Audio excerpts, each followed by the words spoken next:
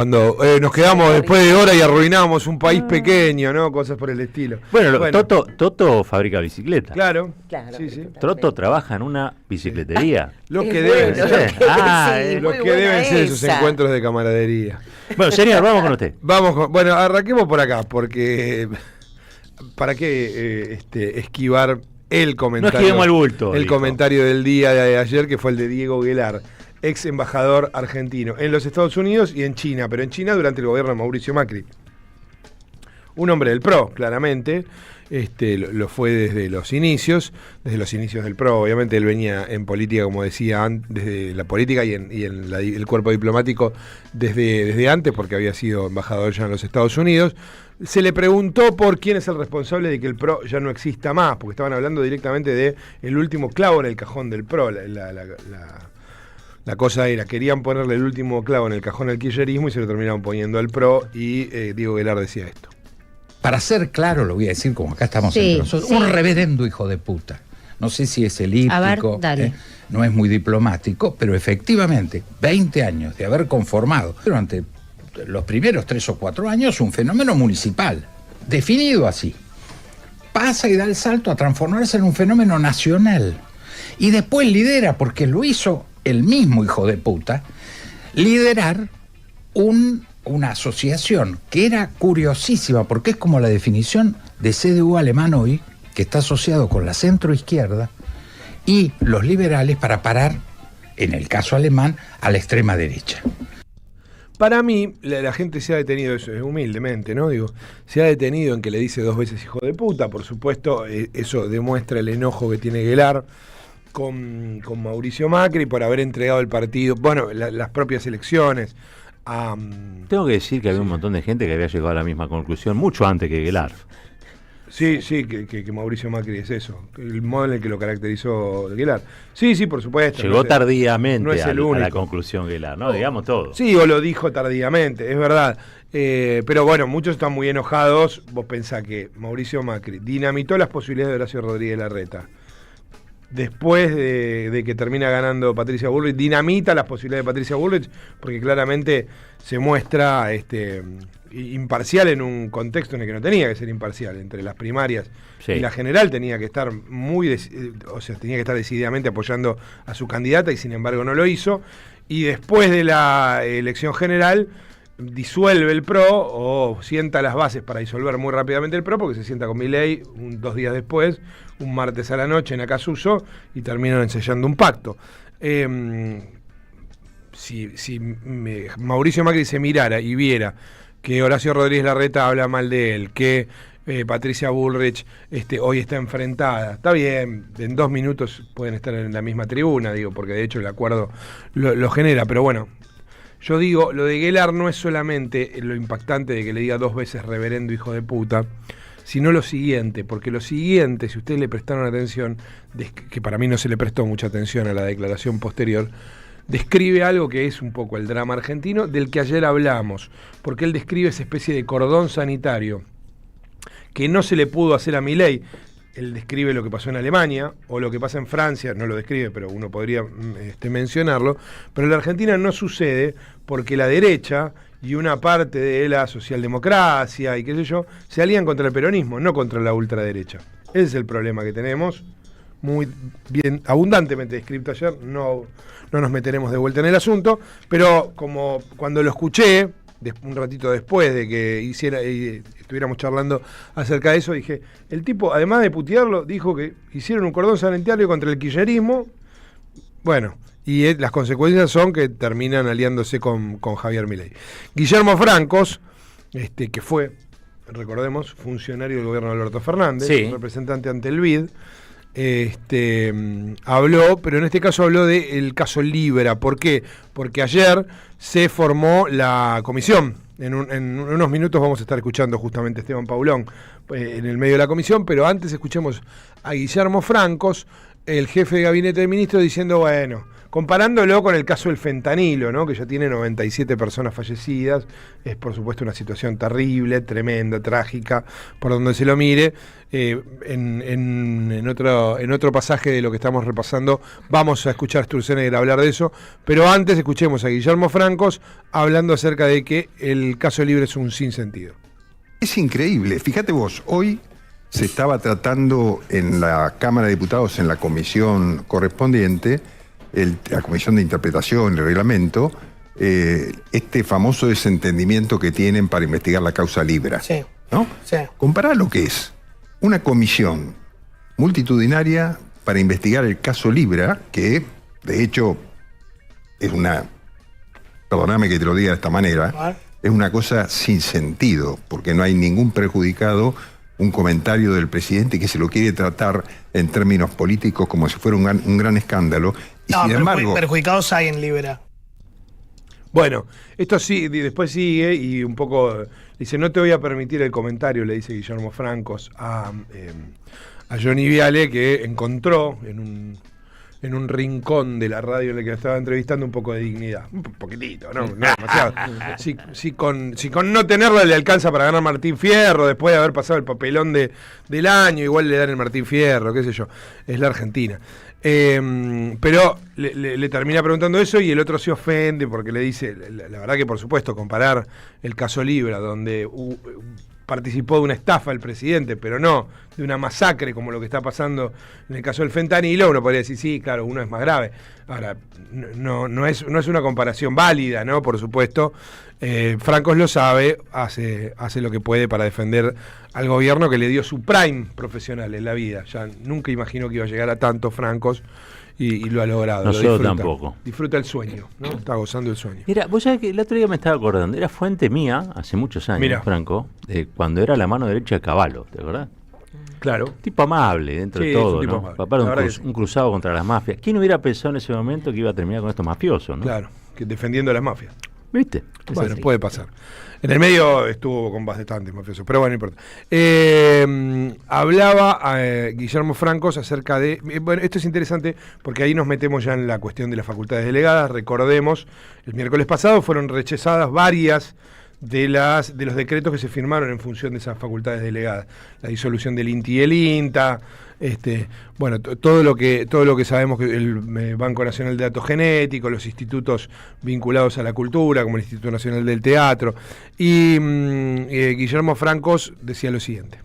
La Cámara de Diputados, así, sin demasiado tratamiento, sin pensarlo demasiado, dejó sin efecto, no dejó sin efecto, porque todavía necesita la ratificación del Senado, dejó sin efecto una serie de normas que hacen el mejor funcionamiento de la administración pública, sancionadas por el Ejecutivo en función de esa delegación de facultades. Bueno, la verdad que es un poco insólito que primero le otorguen facultades delegadas y cuando las ejerce se las quiten, ¿no? Bueno, ahí están. En realidad no se las quitaron, se terminaron las facultades delegadas. Lo que rechazaron fue algunas de las cosas que se firmaron, otras no, otras fueron acompañadas. En unos minutos también vamos a escuchar que les pido que se sienten, no dejen lo que están haciendo, sobre todo si están manejando, porque van a chocar. Entonces prefiero alertarlos acerca de esto, porque vamos a escuchar al destructor de mundos, a Federico Sturzenegger, hablando acerca de qué pasó cuando le iba contando a Javier Milei las propuestas legislativas que tenían, estas de las que hablábamos, de desguace de ciertos organismos, de simplificación según ellos de otros, ese proyecto Jarasca que tanto habían mencionado. Miren cómo describe lo que sucedió. Puse sobre la mesita de Lula 2 pilas y dije, mira, te voy a contar qué es lo que hay acá. La reunión duró 6 horas y tanto se entusiasmaba que por momentos gemía, parecía como que estaba teniendo sexo, ¿me entendés? Que estaba teniendo un orgasmo, sí. Sí. Ojalá ninguno de ustedes haya tenido un accidente después de escuchar esto. Les pido 1000 disculpas, pero había que escucharlo. Era como si estuviera teniendo sexo. Cuando le presentaba que iba a echar a tantos tipos en tal lado, que iba a disolver tal organismo. Acaba de renunciar el director del Servicio Meteorológico.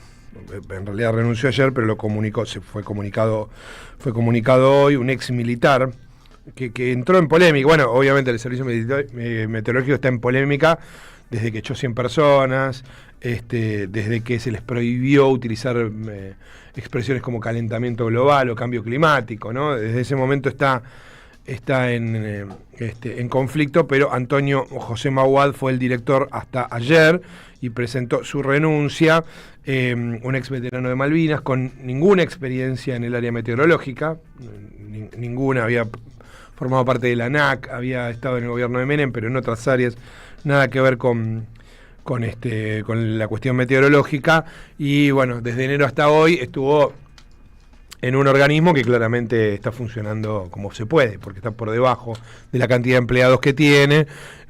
Todo indica que como gran parte de los funcionarios del gobierno de Milei renunció porque estaba harto de no poder hacer nada, y lo ha hecho ayer, y se comunicó hoy. Pero Federico Sturzenegger, en esto que vamos a escuchar, habla del fentanilo, y en realidad, en lugar de decir, bueno, si la ANMAT tiene que funcionar mejor, lo que te dice es, sería mucho mejor que no esté la ANMAT. Raro, es un razonamiento que solo un personaje como Federico Sturzenegger puede tener. Tomámelo como una reflexión, ¿ok? Sí. No digo, no me lo descontextualices ni nada. Es una reflexión. Yo tengo un ANMAT. El ANMAT me dice, yo voy a cuidar los medicamentos. Bueno, falló. Está claro que falló el proceso. Falló con el fentanilo. ¿Y por qué falló? Porque el señor que tenía el laboratorio, era un amigo del poder. Sí, claro. Entonces logró que el poder le permitiera hacer esto. Entonces digo, el ANMAT me desprotegió. Porque al decirme que me protegía sin protegerme, me desprotegió. Sí, claro. Revisaba termos y no los medicamentos con fentanilo podrido. Claro, pero me decía que el fentanilo lo revisaba. Entonces, ¿yo qué hago? Si a mí me dice que el ANMAT me revisa el fentanilo, ¿vos qué haces? Confías. Claro. Entonces digo, imagínate por un momento, no estoy diciendo que no esté el ANMAT, pero suponete que el ANMAT no hubiera estado. Y yo entonces tengo que hablar con mi médico, decir, che, ¿qué remedio vamos a hacer? Vamos a tomar uno de un laboratorio que sea... ¿Me entendés? Sí. Me hubiera cuidado mejor. Claro. Pero claro, ¿cómo no? Si es facilísimo para cualquier médico estar viendo si un medicamento está contaminado o no. Claro. Bueno, Federico Sturzenegger. Miguel Ángel Pichetto lo describió bastante bien a Sturzenegger en esto que vamos a escuchar. El fenómeno chino te destruye todo, es una máquina que destruye todo. Claro. Hoy te compran hasta por sistema parecido al de Mercado Pago, el Shein. Sí, el Shein. Me parece que esto es letal para la Argentina. Bueno, alguien tiene que revisar esto. Debe estar contento Sturzenegger, qué sé yo, qué contento estoy. Estoy destruyendo todo, cada 4 años hay una oportunidad para Sturzenegger. Bueno, allí estaba entonces la descripción de Pichetto. ¿Cómo Guelar... Bienvenido a el grupo que lo vio desde antes, lo vio todo desde esto, antes. ¿no? Lo vio Pero bueno, antes. qué sé yo.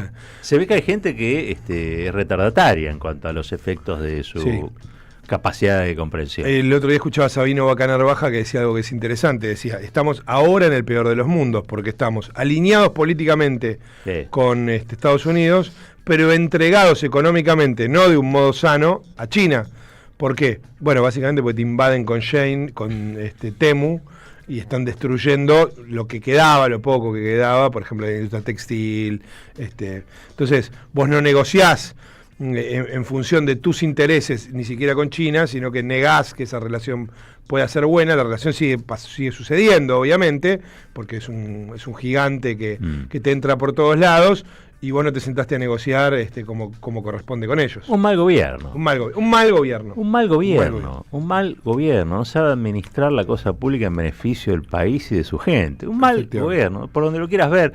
Después hay muchas definiciones, ¿no?, que le pueden caber. Pero esencialmente este es un mal gobierno. Para este mundo, para el mundo que estamos atravesando, para el mundo que vivimos hoy, este es un mal gobierno. Efectivamente, ¿sabes quién lo describe? ¿Quién? Y describe también a los Pichetto y a las Margarita Stolbizer. Mandamos saludos a Pichetto. Florencia Cariñano. Marga la vio, Marga, bueno, la vio después, pecó de ingenua, dijo. Bueno, la compartimos. Está bien, pero digo, la criticamos cuando no la vio, cuando la vio. Y Florencia Cariñano ayer charlando con el flaco Tonietti decía, pero pará, le dieron un revólver. Escúchenla.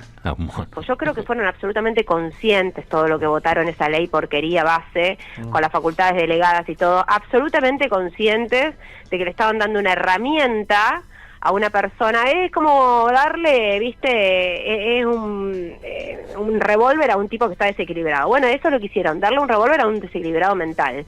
Y después pasó lo que pasó, ¿y de qué nos extrañamos? ¿De qué nos extrañamos? Digo, estaba Toto Caputo, estaba Sturzenegger, Patricia Bullrich, todos los que están ahí, los JP Morgan Boys. ¿Qué puede salir bien en este país con ellos? Bueno, ahí estaba entonces la descripción de Florencia Cariñano de lo que efectivamente sucedió. Bueno, muchos de ellos, los que acabo de mencionar, votaron la ley bases. Como les decía, se constituyó la comisión Libra. Bueno, salieron ciertos dictámenes para el funcionamiento. Hay algo que va, todo indica, a resolver la cuestión esta de no poder avanzar porque eran 14 contra 14, en función de algo que armó Martín Menem para que pase eso, para que quede completamente trabada. Ahora, en caso de empate, lo que va a suceder es que se definen por los diputados que forman parte de la comisión que tienen mayor bancada, ¿no? Es una cuestión de representación.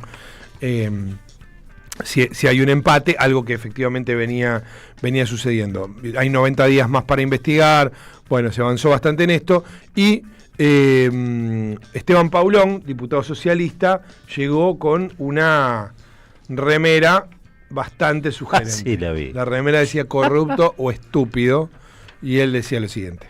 ¿Qué será de la seguridad del presidente? Que bueno, el otro día estuvo haciendo un papelón ahí en un barrio humilde de La Matanza, rodeado de gente que lo cuidaba. Parece que esa gente que lo rodeaba no estuvo para que no entrara Julián P. con una identidad trucha.